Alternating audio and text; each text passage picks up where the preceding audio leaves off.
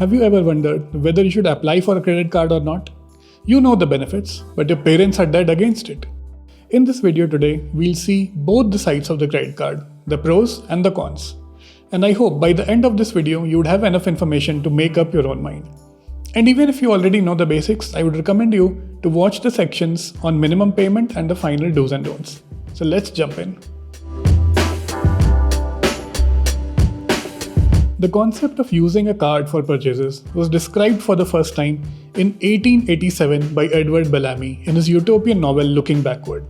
In 1934, American Airlines and the Air Transport Association started Air Travel Card. The customers could buy now and pay later against their credit, and they could even get a 15% discount. But you see, this card was restricted to a few airlines only. The era of general-purpose credit cards started with Diners Club in 1950. But until 1958, no bank had been able to successfully establish a system where the card was generally accepted by a lot of merchants. Customers did not want to buy a card which was not accepted by a lot of merchants, and in turn, the merchants did not want to accept a card which was not used by a lot of customers. But in 1958, Bank of America played a marketing masterstroke. They launched Bank AmeriCard in the Fresno district of California. As it turns out, 45% of the residents of this town were bank's customers. So, they mailed 60,000 cards on the same day. Back then, they did not need so much paperwork. And so, as so many people were using the card, the bank convinced the merchants to accept the card all over the town. Back then, getting a card was easy, but using the card was difficult.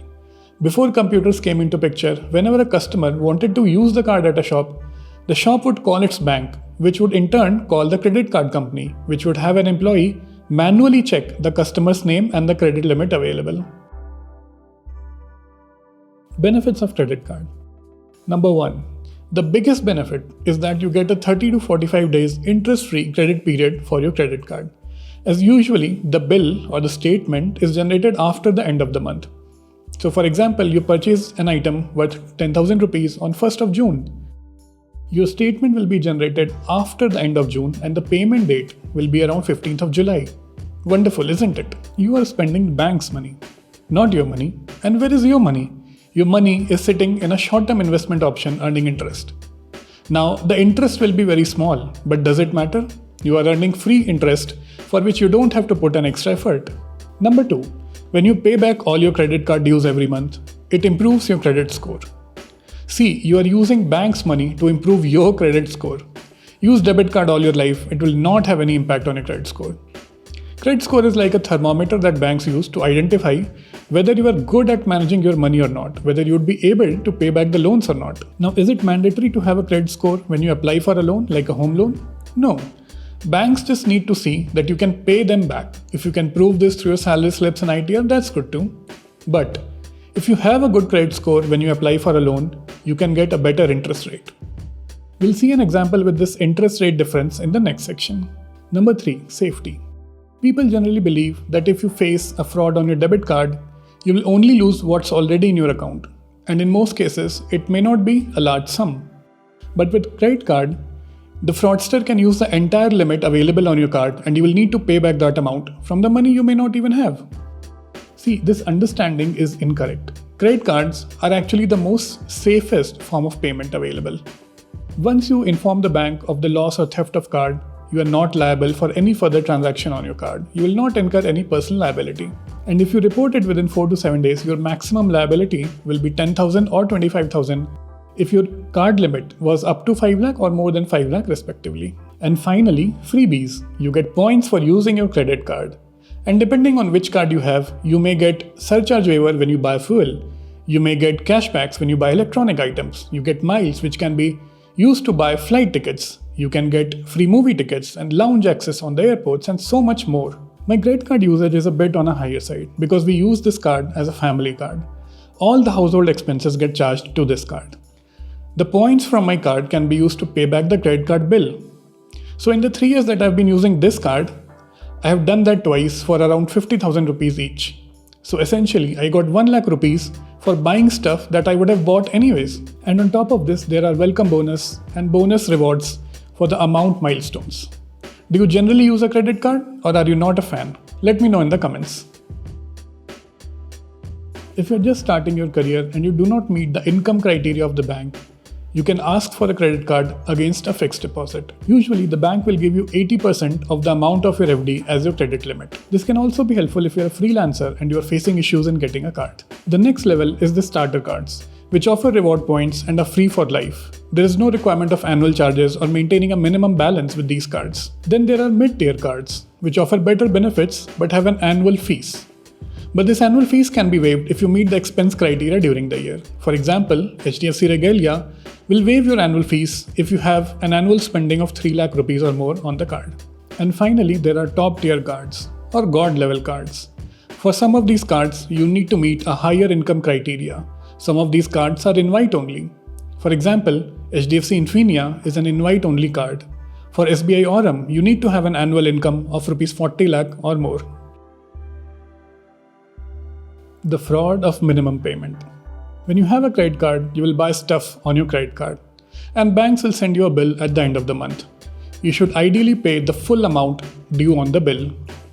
This will positively impact your credit score. However, on your monthly statement, banks will also mention a minimum amount, which you can pay in case you are not able to pay the full amount. This payment of minimum amount will keep your credit card active. This minimum amount is usually 5% of the total amount due.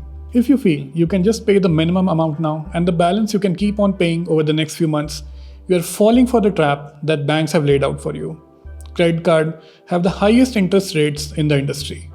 Home loans around 8%, personal loans are around 15%. Credit cards charge 40% on your outstanding balance. For example, if you buy a product worth 50,000 rupees on your credit card and only pay the minimum balance, you would have paid 85,000 rupees in 5 years and still owe 13,600. In 10 years, you would have paid 1,08,000 and still owe 4,000 rupees. What? And how do they calculate interest? Let's see with an example. Suppose your bill date is 18th and the payment due date is 6th. 3% interest per month. You bought some stuff on 19th March and 31st March and your bill is generated on the 18th. Total amount due is 1,000 rupees. All good? Now, you pay only 50 rupees minimum balance and carry forward the rest. So your balance of 1000 minus 50 is equal to 950 will incur interest. With me till here? Okay. Now in this month, you make one more purchase of 1000 rupees and you are ready to pay the original 950 and interest and 1000 rupees. Banks should ideally not charge you interest on this 1000 rupees, isn't it? You have not delayed the payment. Heck, there is no statement generated yet for this 1000 rupees. But banks will send you a statement with your 950 rupees plus interest and 1000 rupees plus interest. Deadbeats and revolvers.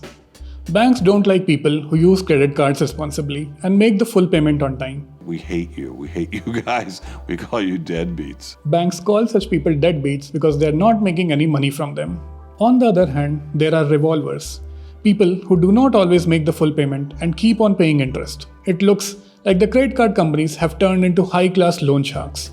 Credit card divisions in banks are highly profitable. Citibank more profitable than Microsoft, Walmart, and the executives are highly paid.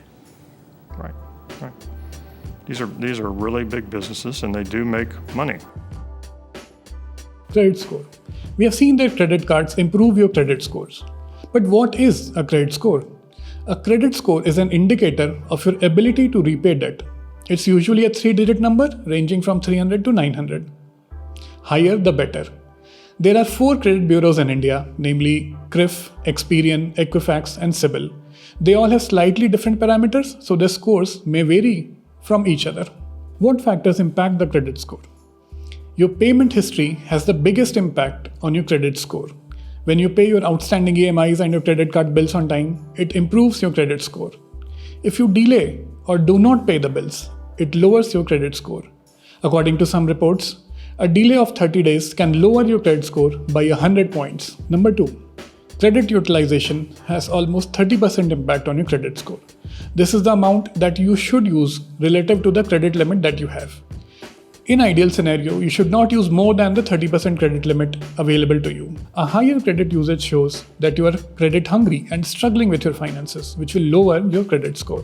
Number 3. Hard inquiries. Banks pull out your credit report when you apply for a new loan or a new credit card. Such inquiries are called hard inquiries. Multiple hard inquiries within a short period will lower your credit score. And number 4, duration and type.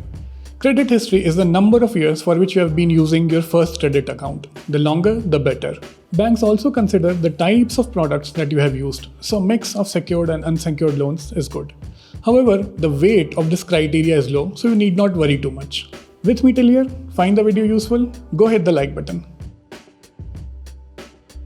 Impact of credit score on your loans. So if you see this table, you will notice that the banks will charge you a lower interest rate if you have higher credit score. For example, if you are taking a 50 lakh home loan and you have a credit score of more than 800, you will only pay 7.10%. But if you don't have a credit score, you will be paying 7.65%. So on 7.65%, you will be paying an interest of 78 lakh rupees, and on 7.1%, you will need to pay 71 lakh. That's a difference of almost 7 lakh rupees. Do's and don'ts of credit cards. Let's start with the do's. Number 1. This is simple. Pay the full amount that is due before the due date. I usually pay my amount 2 days before the due date just as a precaution. If the payment gets stuck, that amount will come back to my account in some days and I'll still have some time to arrange for the additional funds needed to pay the bill. When I got my card for the first time, I used to check my account and make the payments weekly, just to be sure that I do not spend more than what I can afford to pay in that month. And number 2, pay to the last paise. I usually round up. Not necessary, but just saying. You can also set up auto debits from your bank account. This way, your bill will get paid automatically every month and you will not have to worry about the due dates and the total amount. And let's see the don'ts now. Number 1, don't feel pressure to get a credit card if you don't want one. A credit card may not be right for you. You do not have to say yes. Number 2, don't spend more than what you can afford to repay. Credit card is not magic money. It's a loan with an obligation to repay. Number 3, don't fall into the trap of paying only the minimum balance and carrying forward the rest. Number 4, do not use the full credit limit that you have. Try to keep your usage within 30% of your total credit limit. Number 5, do not use credit cards to withdraw cash. The interest is charged from day 1 when you withdraw cash. Finally, 6th and most importantly, do not use your credit card as your emergency fund. You have seen that the interest rates are exorbitant, right? Your emergency fund should be your emergency fund, not your credit card. I hope you now have enough understanding to make up your own mind on whether you need a credit card or not. If you find this video useful, do share it with people you think who can benefit from this. Click the like button, hit subscribe and press the bell icon. Wrapping it up, this is Paritosh signing off.